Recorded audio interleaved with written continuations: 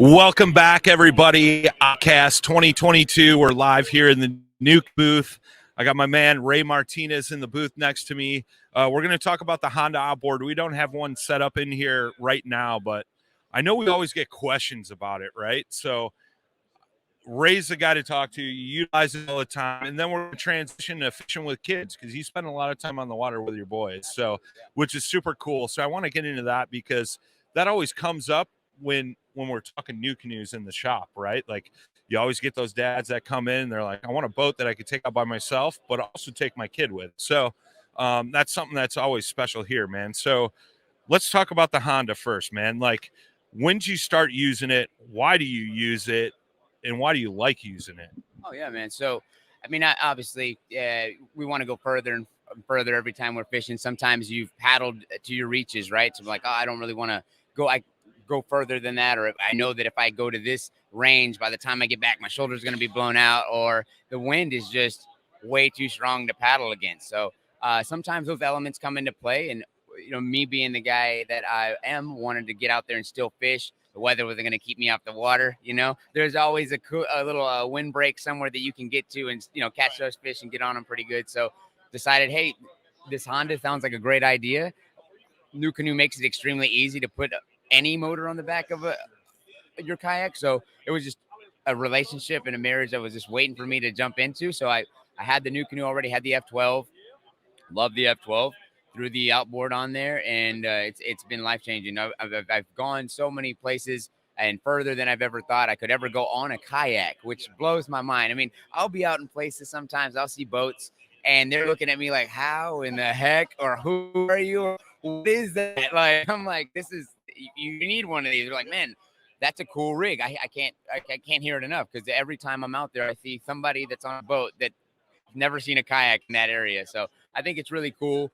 And there's part of the real reason of getting it is just taking on the elements, going further, and then also bringing my kids, as we mentioned earlier. I'll bring them on, but not have the strength to paddle as far as I normally would by myself.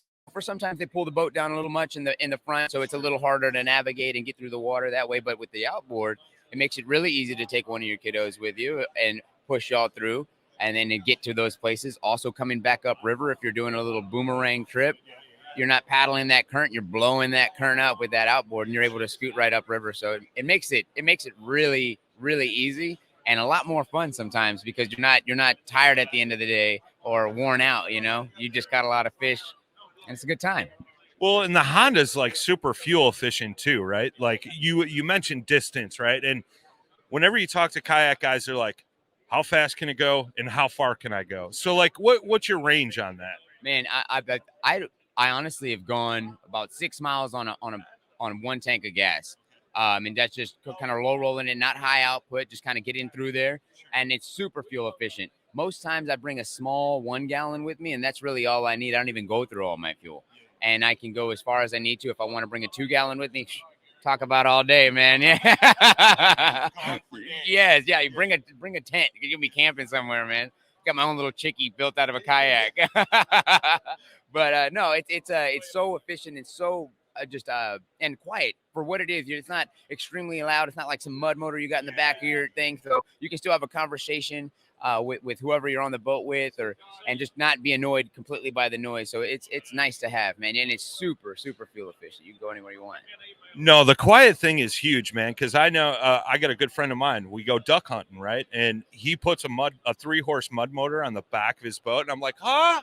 What'd you say? Like, and we're right next to each other, man. And those Hondas are super quiet, per like a kitten, right? Oh, meow, you know? That's awesome. No, but seriously, you mentioned duck hunting as well. And that's actually something I do as well. And that was another facet and reason why I got the 2.3, man. It's quiet, it's efficient. I can go through those sludgier waters that happen to have that grass and whatnot. I can push right through those real easy. It's got the torque for it. I actually pulled a boat back one day with my kayak. I literally, yeah, it was awesome. They were kind of out of gas, and I was right where they were. And I guess they didn't bring enough gas, or I don't know what happened. Sure. Was able to pull that boat back, I think 2 miles is what I pulled them back all with the outboard, tugging that thing about. Pretty cool. I didn't have a video of it at all, but I wish I did, man. It was really cool, man. I was just focused on getting everything back and getting everything safe. That's boat owners look a shame when they're hanging there when a kayak's got to pull them back to the ramp. Right? Yeah, no, heck yeah. It was actually funny. But the funny thing is, it's just like a small duck boat, so it's not like some yacht that I was toting out in the middle of the water. But it's still kind of cool. Very cool to be able to do that and say I did that on a NuCanoe of all things, right? For sure, man. For sure. I mean, what is the biggest question you get around the outboard? Because I'm sure you get a lot of questions. You're in Texas.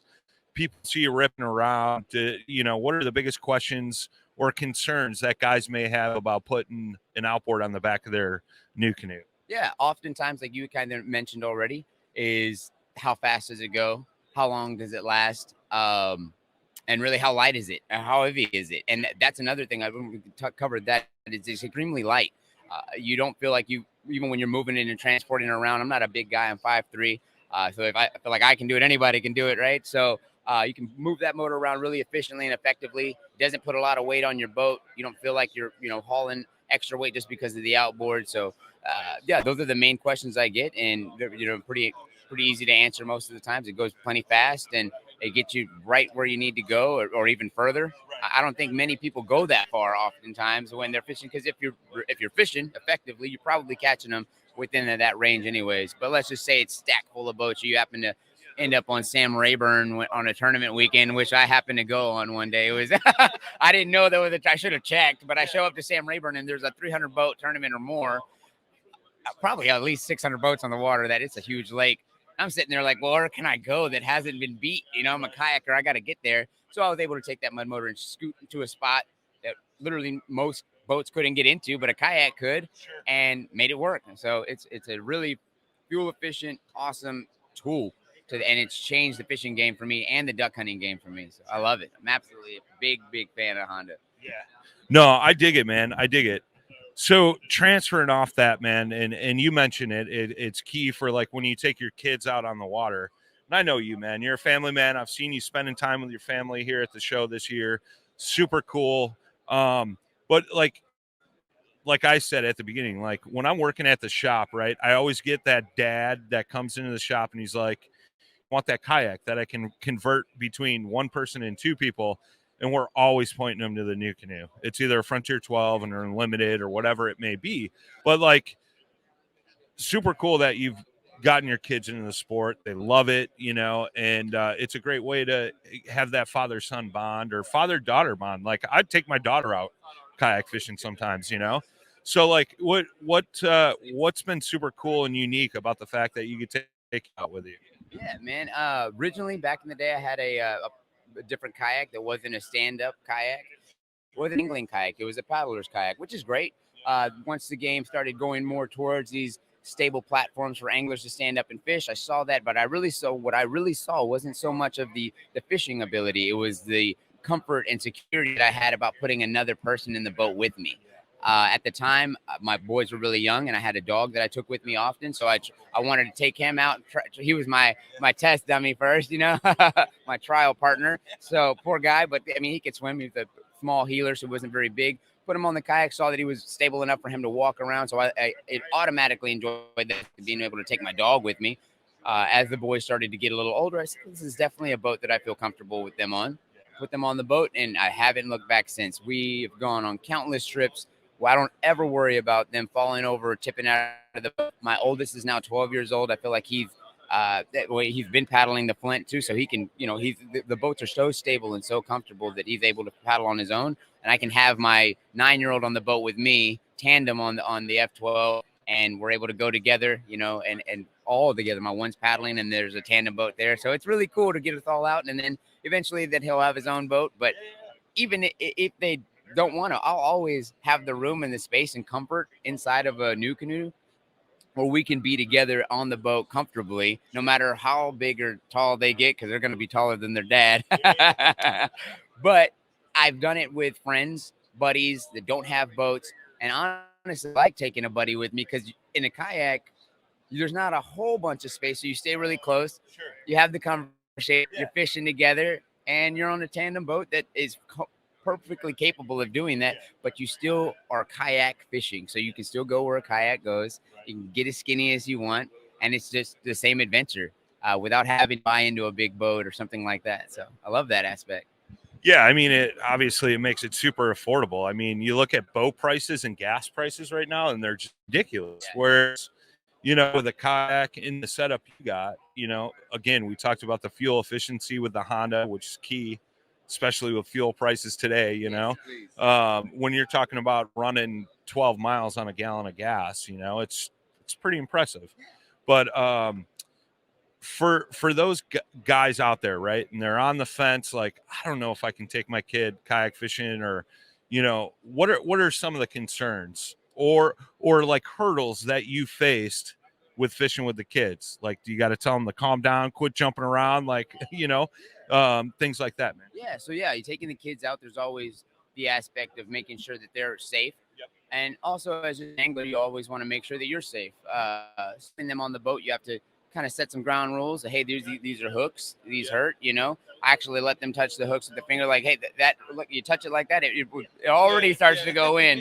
You make a sudden move, do something funny, fall. You could fall on a hook. It could get really dangerous. So just be careful. Keep that in mind. Always make sure you know where your hooks are. That's always a big deal, because no matter what, that's the number one factor on a boat, right? And the cast aspect is learning where your partner is and on the boat and how to cast. Always look back. So you're watching for those hooks. It's just a big deal. And I think we all have known that as an angler. Most of us have gotten hooked, or fishing with a buddy, we've gotten hooked by a buddy. Probably don't take that buddy out much anymore, but but it's your kid, you kind of stuck with them, right? So, and you want them to grow and be better and keep others safe. And as they grow into their future, or as an angler or whatever it is, that they know those rules and it kind of sticks with them. But yeah, just staying safe about the hooks, and then also keeping the hands in the boat. Let's keep the hands in the boat. Let's make sure, because at any time the rocks and rapids can take you somewhere on the river. If you're on a river, I'm a river paddler myself. We'll go down river, so you want to keep those hands in the boat so nothing gets cut, smashed, or broken off, or something crazy. And then also keeping the center of the boat. Stay centered. Obviously, we're in a NuCanoe. You're going to be in a very stable platform, but stay centered. Keep a wide base when you're standing. And then also no quick movements, because there's two of us, right? So I'm standing up doing this and you jump up, I'm going to jolt off. Or if I'm leaning on the side or something to that effect, it's just all about the awareness on the boat. And then also just have a good time, enjoy it, have fun. Get out and swim if you have the time, and then bring plenty of snacks. Always bring plenty of snacks. They'll eat them all in the first hour, like mine do. Oh man, they eat them all in the first hour. And always hold some reserve. That's the key. That when they think they got them, and then you're like, "Oh, they'll go, Dad, I'm tired," or I'm like, "Oh, we got another mile left, and we're out." And most times they don't, but sometimes they do. It's hot in Texas. I'm like, "Well, did you want some more of these?" So we pull out the extra things, and bring some. My kids were really young, so I'd bring a couple of toys with them, some like kind of water toys, so they get to splash their dolphin in the water, their shark, and like, oh, it's actually in the real water. I'm like, yeah, put it in the fish's mouth. Look at my toy. It's a Cinco, or it's a swim bait, or crankbait. So yeah, it's just a way for them to have fun, and also give them my extra bait so they can feed them to their little shark or something. So it just makes it fun. Sometimes you got to get real granular, and you wouldn't expect that to kind of be the case on the water, but it's a lot of fun. And as they progress, it just becomes a natural thing for them. Well, not only that, man, you're making memories for a lifetime, right? I think that's the biggest thing. Like there's memories I look back on fishing with my dad growing up, and I've tried to do that with my kids as well. And it's something that like they may not cherish right away, but when they get older, like us, dude, it's like something you always reflect back on, and it definitely hits close to home and holds close to the heart. You know what I mean? Absolutely. And the conversations that you have out there, there's no distractions really, right? There's beauty and nature. And those are maybe the distractions. But those are the distractions I want them seeing. I want them looking at the birds. I want them seeing the trees. I want them looking at, look at the different types of fish, or maybe there's some wildlife or some deer on the sides. And in between all those beautiful things, you're able to have deep conversations, meaningful conversations. Let's talk about what your challenges are at school, or let's talk about what makes you happy, or maybe you don't have to fish, but this is a good time for you to just kind of get out and explore and understand and appreciate the world that we live in. And there's a bigger picture than those concrete buildings and whatnot that are there. Just giving them both balances. of each aspects of life, and so they can make those decisions and have that form. But really, the time spent on the water, as you said, is so memorable and so cherishable. I don't think anybody could deny that, and I think most people could even say that. Even if they're not fishers, I hear so many people talk about, like, my great granddad or my grandpa was a fisherman, and I wish I would have just fished with them a little more. And there's even songs, you have that time to you cancel that bass trip, but dad really wanted to do it, and there was value in that, and it was so much fun in that. And whether or not you were the angler, there was so many things that just create you as a person out there and make you a better person. I feel like I agree with that 100%, man. It's huge, and I cherish those trips out anytime I can still go with my old man, go with my kids now, and not only that, but you mentioned something when you were talking about, like, teaching the kids, like, pay attention to where your hook is and stuff like that. And I've seen my kids, like, gone out fishing, and they're teaching their friends that, and it's educating those young brains at a young age, so that way it develops. And then, they're like, hey man, we should go fishing. This is a lot of fun. And then they're teaching that, and it just continues on through the generations, and it keeps our sport alive, which is cool. Absolutely. And you mentioned the friend situation there. I think that's really cool. Yeah, they're teaching their buds, or later on in life, they find other angler kids that had similar backgrounds with their fathers. And that, honestly, some of my best friends today I met in angling, and it's partly because we started there. We still do it now, but we hold those memories. Like we have that same feeling still. And that's probably why, a lot of us here at NuCanoe have that relationship. It's a family, because I think a lot of us had that background, and we see that. And just like we're talking here, I'm learning things about your childhood and you and how it kind of came about. So yeah, it's all it's all circular. It all comes together, man. Nice. I love it. For sure, man. Any last thoughts, things you want to throw out there for the good folks at home, man? Oh man, just get out as much as possible. Enjoy it. One day at a time is all we get. And so if you got the time to do it now, do it now. Don't wait a week or a month or a year. Do it today. Get out there today and have some fun. And it's going to maybe be challenging, but that's part of the adventure, and enjoy it. Awesome. Thanks, guys, for tuning in.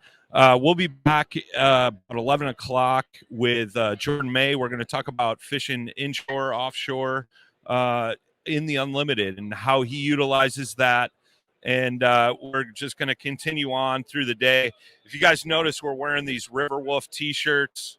Our boy River Wolf, that's our theme of the day today. So we're going to have a special segment this afternoon. I highly encourage you guys to tune in on that. I know on all the Unlimited podcasts, I've been talking about it, giving updates as we're getting updates about Sonny, and kicking butt. He's getting better and better. And we're just praying, fighting for him, keeping him in our positive thoughts. And, he's usually here every year. And last year was the first time I ever got to meet him in person.